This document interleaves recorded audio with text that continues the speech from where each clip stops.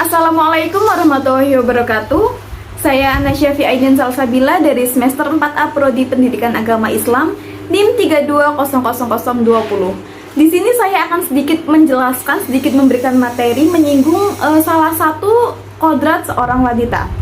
Nah, kodrat seorang wanita itu sendiri hanya ada 3, yaitu menstruasi, melahirkan, dan juga menyusui. Selain 3 hal tersebut, itu bisa dilakukan oleh seorang perempuan maupun oleh seorang laki-laki, seperti memasak, bersih-bersih rumah, menjaga anak, ataupun yang lain sebagainya. Nah, di sini saya akan menyinggung tentang menstruasi. Sebelumnya, teman-teman semua pasti sudah sering mendengar apa itu PMS. Nah, yang jadi pertanyaan, antara PMS dengan menstruasi itu apakah sama atau berbeda? Kita cari tahu dulu apa itu kepanjangan dari PMS. PMS itu sendiri singkatan dari pramenstruasi sindrom. Yang namanya pra pasti itu kejadian sebelumnya. Nah, kalau pramenstruasi itu biasanya gejala-gejala yang timbul saat akan keluarnya menstruasi. Gejala-gejalanya itu sangat banyak sekali, seperti misalkan contohnya jerawat, tumbuh, biasanya breakout kalau mau datang bulan, perut kram, sakit, nyeri, badan pegal-pegal, emosi naik turun, hormonnya itu naik turun, dan lain sebagainya. Itu banyak sekali gejala-gejala saat PMS. Jadi sangat berbeda sekali antara PMS dengan menstruasi. PMS itu pramenstruasi sindrom atau gejala-gejala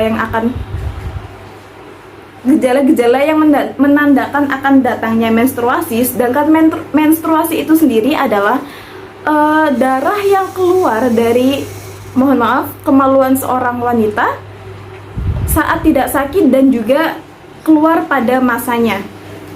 Usia haid.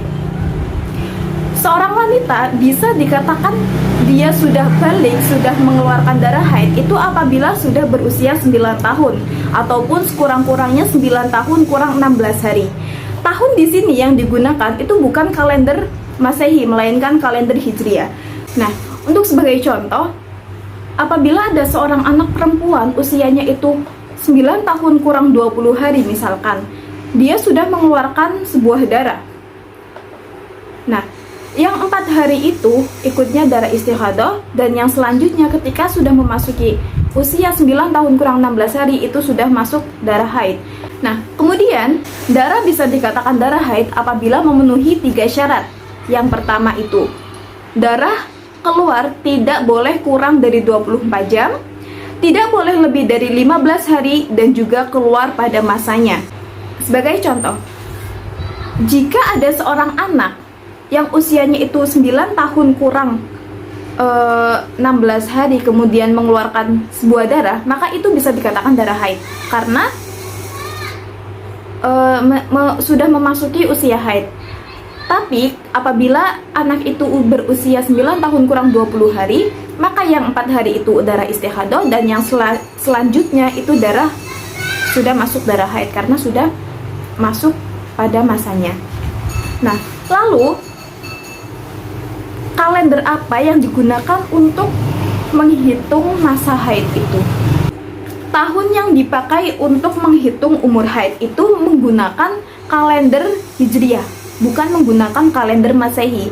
Karena antara kalender Hijriah dengan kalender Masehi itu sangat berbeda jauh selisihnya. Jadi bisa terbayang 9 tahun jika kita menggunakan kalender Masehi itu sangat banyak sekali selisihnya. Jadi untuk menghitung umur haid ini menggunakan kalender Hijriah, bukan kalender Masehi. Selanjutnya, umur haid itu tidak ada habisnya. Maksudnya gimana? Misalkan ada seorang perempuan yang sudah berumur, sudah sepuh gitu, sudah lama tidak mengeluarkan darah haid, dan di masa tuanya itu tiba-tiba mengeluarkan sebuah darah, maka darah itu bisa dikatakan darah haid apabila memenuhi syarat-syarat yang tadi saya katakan, tidak kurang dari 24 jam, tidak lebih dari 15 hari. Maka orang tua tersebut mengeluarkan darah itu disebut darah haid karena memenuhi syarat.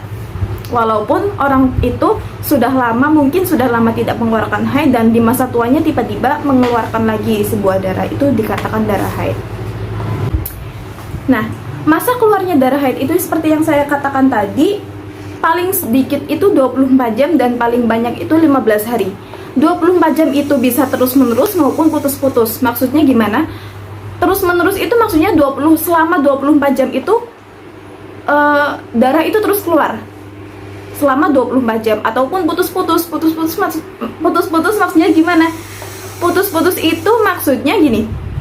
Misalkan saya mengeluarkan darah selama 1 minggu, tapi setiap 1 hari itu, setiap harinya itu berbeda-beda. Misalkan gini,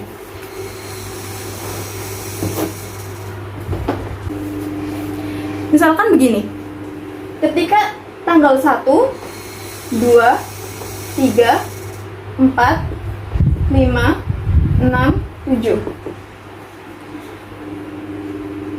Pada tanggal 1 saya mengeluarkan darah selama 4 jam. Tanggal 2 juga sama, 4 jam. Tanggal 3 4 jam. Tanggal 4 juga 4 jam. Tanggal 5 juga 4 jam. Misalkan tanggal 6 juga 4 jam, dan tanggal 7 juga mengeluarkan darah selama 4 jam. Ini sudah sangat jelas, ini sudah melebihi 24 jam. Maka ini dikatakan darah haid. Karena tidak kurang dari 24 jam.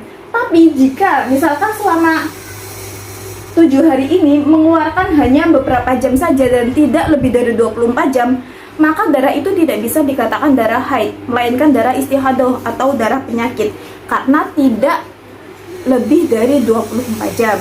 Nah, kemudian jika darah itu keluar lebih dari 15 hari dan jumlahnya itu lebih dari 24 jam, itu juga dikatakan istihadah.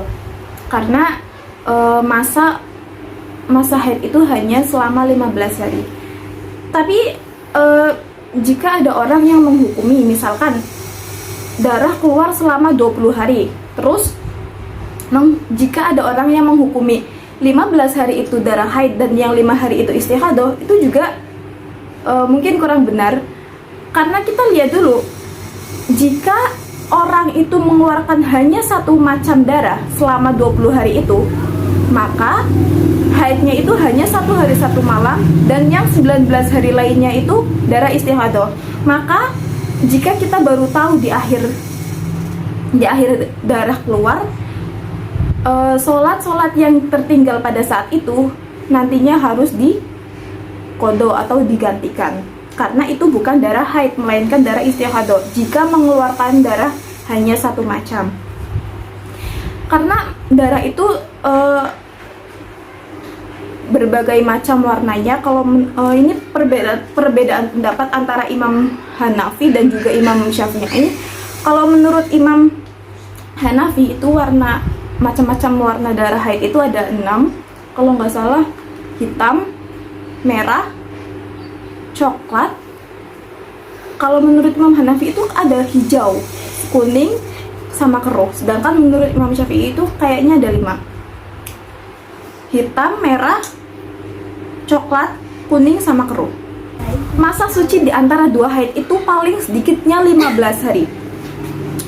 Maksudnya gimana? Misalkan saya suci berhenti haid itu tanggal 1, 15 hari ke depan, berarti sampai tanggal 16 itu saya tidak bisa mengeluarkan darah haid. Jika di tanggal itu mengeluarkan darah, maka darah itu bukan darah haid melainkan darah istihadah.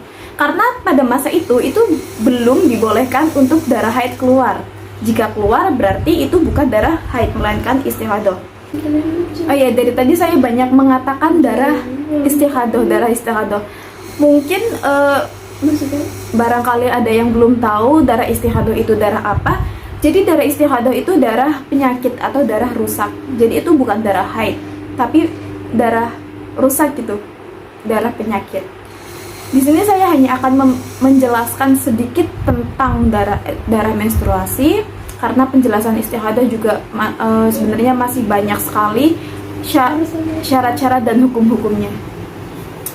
Jadi cukup sekian dari saya, kurang lebihnya mohon maaf apabila banyak kesalahan kata-kata.